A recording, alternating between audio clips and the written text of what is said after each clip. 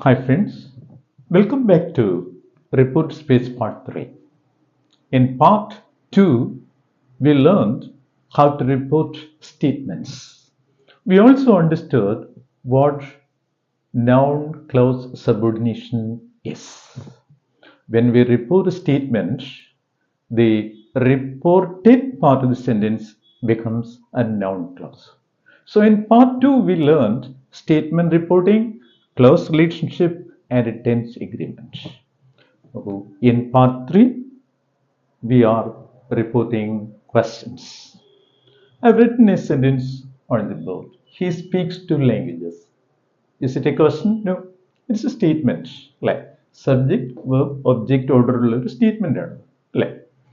നോക്കൂ, ഇവിടെ സ്പീക്സ് എന്ന് പറയുന്നതാണ് വെർബ്. ഈ സ്പീക്സ് എന്ന് പറയുന്ന വെർബ് എന്ത് ടെൻസ് ആണെന്ന് നിങ്ങൾക്ക് അറിയാമായിരിക്കും.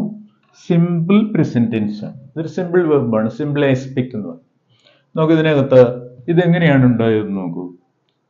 വെറും സ്പീക്ക് ഓർ ടു സ്പീക്ക്. ഇതൊരു വെർബില്ലാത്ത ഒരു നോൺ ഫൈനൈറ്റ് ഗ്രൂപ്പിൽപ്പെട്ട ഒരു ഇൻഫിനിറ്റീവാണ്. നോക്കൂ, ഈ വെർബിനോട് നിങ്ങൾ എസ് ചേർക്കുമ്പോൾ, ചില വെർബുകളോട് നമ്മൾ ഇ എസും ഐ എസും ഒക്കെ ചേർക്കാറുണ്ട്. ഇവിടെ എസ് ചേർക്കുമ്പോൾ ഇത് സ്പീക്സ് ആയി.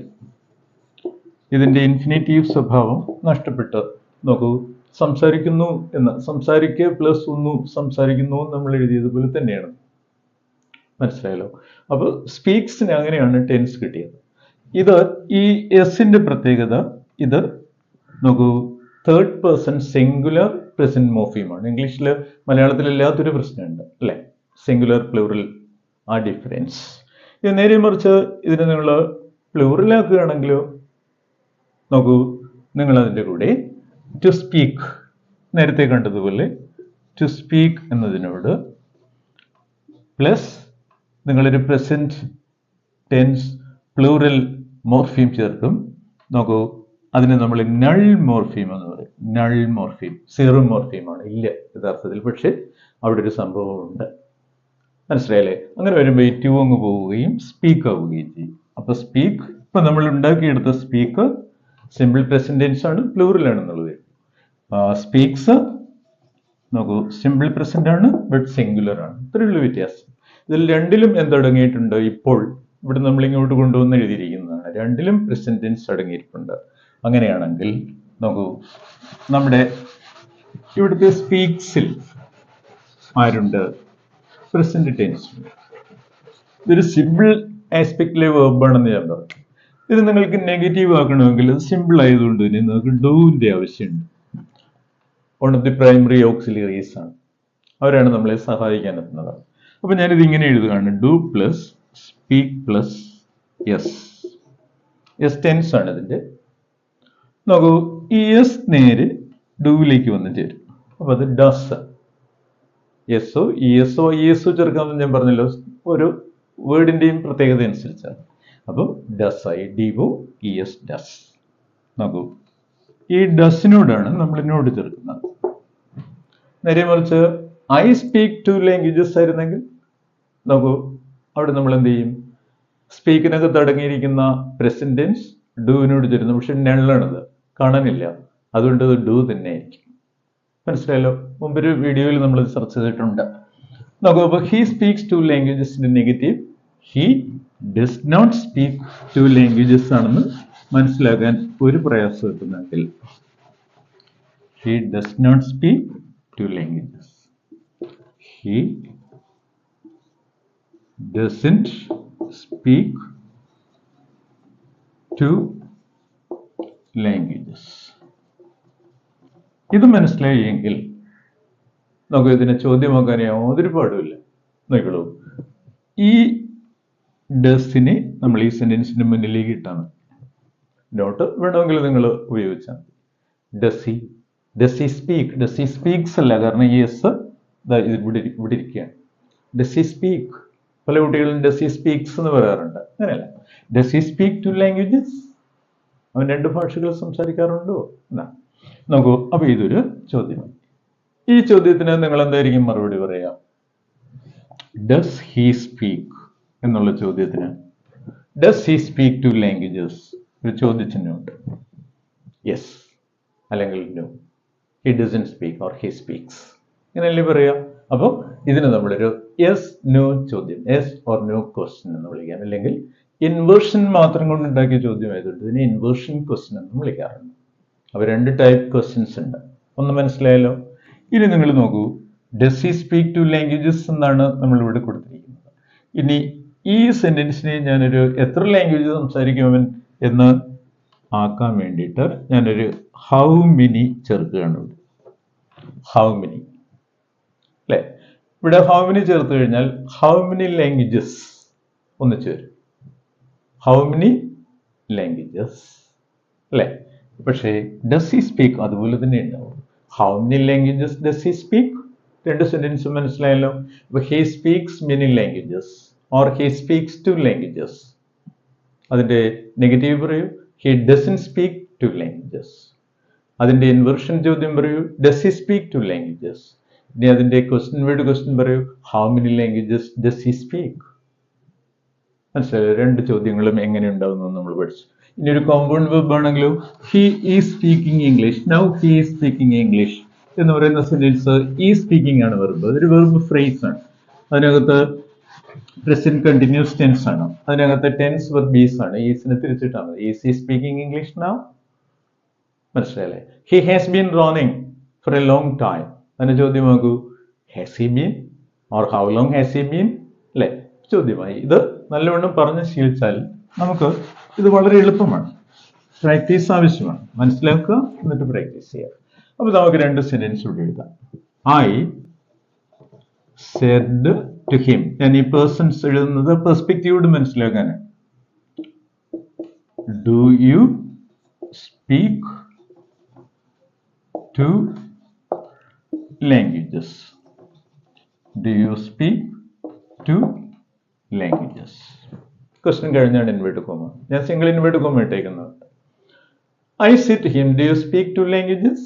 ഇങ്ങനെ ഒരു സെന്റൻസ് നിങ്ങൾക്ക് റിപ്പോർട്ട് ചെയ്യാൻ തന്നാൽ ആദ്യം ചെയ്യേണ്ടത് റിപ്പോർട്ടിങ്ങും റിപ്പോർട്ടിനുമായിട്ട് തിരിക്കുക. ഇത് ഏത് ടൈപ്പ് ഓഫ് സെന്റൻസ് ആണ് നോക്കുക. It's a statement? No, it's a question. ഇനി ഏത് ടൈപ്പ് ഓഫ് ക്വസ്റ്റ്യൻ ആണ്? It's an inversion question. Yes no question ആണ്.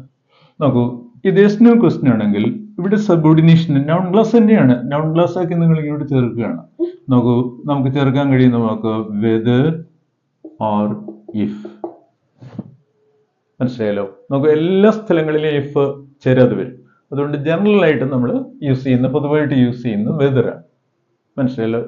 ചില പ്രത്യേക സന്ദർഭങ്ങളിൽ നോക്കൂ വെദർ മാത്രം ചേരുന്ന സന്ദർഭങ്ങളുണ്ട്. അതുകൊണ്ടാവണം അത്. നോക്കൂ, I say to him, do you speak 2 languages? ഇതെങ്ങനെ റിപ്പോർട്ട് ചെയ്യപ്പെടുന്നു നോക്കൂ. ഇത് ക്വസ്റ്റ്യൻ ആയതുകൊണ്ട് തന്നെ ആസ്ക്ഡ്. I asked him. ഇനി ഇവിടെ 2ന്റെ ആവശ്യമില്ല.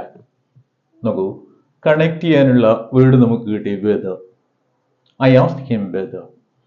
ഇനി അടുത്ത പ്രശ്നം, നിങ്ങൾ ഏത് സെന്റൻസിനെ, ഇമ്പരേറ്റീവ് സെന്റൻസ് ഒഴികെയുള്ള ഏത് സെന്റൻസിനെ നിങ്ങൾ റിപ്പോർട്ട് ചെയ്യുമ്പോഴും നോക്കൂ, അത് സ്റ്റേറ്റ്മെന്റ് ആണ്. സ്റ്റേറ്റ്മെന്റ് ഒക്കെ കൂട്ടിച്ചേർക്കുകയാണ് ചെയ്യുന്നത്. ഇവിടെയും ഈ ചോദ്യം സ്റ്റേറ്റ്മെന്റ് ആവും. ചോദ്യമാകുന്നത് എങ്ങനെയെന്ന് അറിയാമെങ്കിൽ തിരിച്ചു പോകുന്നത് എങ്ങനെയാണെന്ന് മനസ്സിലാക്കാൻ പ്രയാസമില്ല. അപ്പൊ ഡു യു സ്പീക്കിൽ നിന്ന് നോക്കൂ, നൾ മോർഫീം, പ്രസന്റ് മോർഫീം ഇതിനോട് ചേരുന്നു എങ്കിലും അത് സ്പീക്ക് തന്നെയാണ്. ഡു പോകുന്നു. ഡുവിന്റെ ജോലി എവിടെ കഴിഞ്ഞു? അത് ചോദ്യം ഉണ്ടാക്കാനും നെഗറ്റീവ് ഉണ്ടാക്കാനും വന്നതാണ് അല്ലേ? അപ്പോ നോക്കൂ, നമുക്ക് സെന്റൻസ് കിട്ടി. യു സ്പീക്ക് 2 ലാംഗ്വേജസ് ആണ് അതിന്റെ സ്റ്റേറ്റ്മെന്റ്. ഇനി അതിനെ നിങ്ങൾ ക്വസ്റ്റ്യൻ റിപ്പോർട്ട് ചെയ്തുള്ളൂ. I asked him whether. ഈ ഹിം ആണ് ഈ യു. അതുകൊണ്ടാണ് പെർസ്പെക്റ്റീവ് വളരെ ഇമ്പോർട്ടൻ്റ് ആണ്. അല്ലാതെ മെക്കാനിക്കലി മാറുകയല്ല ചെയ്യും. നോക്കൂ, I asked him whether he speak ആണ് ഇവിടെ ഉള്ളത്. ഇത് സിമ്പിൾ പ്രസന്റ് ടെൻസ് ആണ്. ഇവിടെയാണ് ബാക്ക് ഷിഫ്റ്റിംഗ് വരുന്നത്. ഇത് പാസ്റ്റ് ടെൻസ് ആണ്. ഇത് പ്രസന്റ് ടെൻസ് ആണെങ്കിൽ നിങ്ങൾ ഇവിടുത്തെ ടെൻസിനെ പറ്റി ചിന്തിക്കുകയും വേണ്ട. ഏത് ടെൻസിലാണോ അതിൽ എഴുതിയാൽ മതി. മനസ്സിലായല്ലോ? പക്ഷെ ഇത് പാസ്റ്റ് ടെൻസ് ആണ്. നമുക്ക് ഈ ഒരു എഗ്രിമെന്റ് അവിടെ അത്യാവശ്യമാണ്. അപ്പോൾ സ്പീക്കിന്റെ പാസ്റ്റ് ടെൻസ് സിമ്പിൾ പ്രസന്റ് ആണ്, സിമ്പിൾ പാസ്റ്റ് ആവും. അപ്പൊ he asked me whether, sorry, I asked him whether he spoke 2 languages. ഇതാണ് ഇതിന്റെ റിപ്പോർട്ടഡ് ഫോം. സെന്റൻസ് ഒന്നുകൂടി പറഞ്ഞു നോക്കൂ. I said to him, do you speak 2 languages? I asked him whether he spoke 2 languages. ഇനി അടുത്ത സെന്റൻസിലേക്ക് വരാം. He said to me. ഒരു മാറ്റം ഇവിടെ വരുത്തി personal. How many languages do you speak? How many languages do you speak? Question ആണ്, question mark പുറത്ത് inverted comma. നമുക്ക് ഇവിടെ നിങ്ങൾ ചെയ്യുന്നത് നേരത്തെ ചെയ്തതുപോലെ തന്നെയാണ്. ഇതിന്റെ രണ്ടിനെയും കൂടി ചേർക്കേണ്ടി വരും. ഇവിടെ നിങ്ങൾ വെദർ ഓർ ഇഫ് ആണ് ചേർത്തതെങ്കിൽ ഇവിടെ വിഷമിക്കേണ്ട കാര്യമേ ഇല്ല.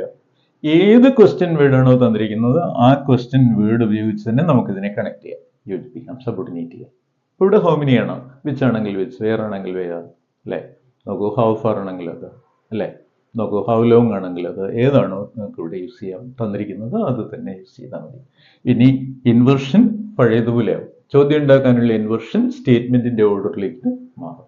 ഇനി ഇത് പാസ്റ്റ് ആയതുകൊണ്ട് വെർബ് പാസ്റ്റ് ആവും, മാറും, അല്ലേ? അപ്പൊ സെന്റൻസ് ഇങ്ങനെ മാറും. നോക്കൂ, സെഡ് ആസ്ക്ഡ് ആകും ഒന്നും ഇനി പറയേണ്ട കാര്യമില്ല, അത് ക്വസ്റ്റ്യൻ ആണ്. He asked me how many languages. ഈ മീ ആണ് ഈ യു, അതുകൊണ്ട് തീർച്ചയായിട്ടും ഐ ആയി തരും. അല്പം ചിന്തിച്ചു നോക്കൂ. നിങ്ങൾ ആ സ്ഥാനത്ത് ഒന്നുകൊണ്ട് സംസാരിക്കുമ്പോൾ വളരെ നന്നായി മനസ്സിലാവും. എന്നുവെച്ചാൽ എല്ലാ ഐയും ഹി ആകും എന്നല്ല അതിൻ്റെ അർത്ഥം. മനസ്സിലായല്ലോ? നോക്കൂ, ഈ പെർസ്പെക്റ്റീവ് അനുസരിച്ചത് മാറും. അപ്പൊ സെന്റൻസ് ഒന്നുകൂടി പറഞ്ഞു നോക്കൂ. He asked me how many languages I spoke. മനസ്സിലല്ലോ? How many languages I spoke. ഇനി എല്ലാ സെന്റൻസും ഒന്നുകൂടി പറഞ്ഞു നോക്കൂ. He speaks 2 languages. He doesn't speak 2 languages. Does he speak 2 languages? How many languages does he speak? മനസ്സിലായല്ലോ? ഇവിടെ how many languages do you സ്പീക്കും കൂടെ ഞാൻ തന്നിട്ടുണ്ട്. അതെന്തുകൊണ്ടാണെന്ന് ഞാൻ പറഞ്ഞു. മനസ്സിലായല്ലോ? നോക്കൂ, ഡു യു സ്പീക്ക് ആണ് ഇവിടെ രണ്ടിടത്തും തന്നിരിക്കുന്നത്, അല്ലെ? ഇനി അതിന്റെ റിപ്പോർട്ടഡ് ഫോം കൂടെ പറയൂ. I asked him whether he spoke 2 languages. ഇവിടെ പറയൂ, he asked me how many languages I spoke. How many languages did I spoke ഒന്നുമല്ല, how many languages I spoke. മനസ്സിലായത്? ഇത് പഴയതുപോലെ സ്റ്റേറ്റ്മെന്റ് ഓർഡറിലേക്ക് ആക്കിയിട്ട് മാറ്റിയാൽ എളുപ്പമാണ്. ഇത് പാസ്റ്റ് ആയതുകൊണ്ടാണ് ഇത് മാറുന്നതെന്ന് ഉറപ്പാണ്. മനസ്സിലായില്ലേ? അതിനെയാണ് നമ്മൾ 2 ക്ലോസ് തങ്ങളിൽ ടെൻസ് എഗ്രിമെന്റ് എന്ന് പറയുന്നത്. മനസ്സിലായല്ലോ? It's very important thing. അപ്പോൾ മനസ്സിലായെന്ന് കരുതുന്നു. If you found it useful, don't forget to like, share and subscribe.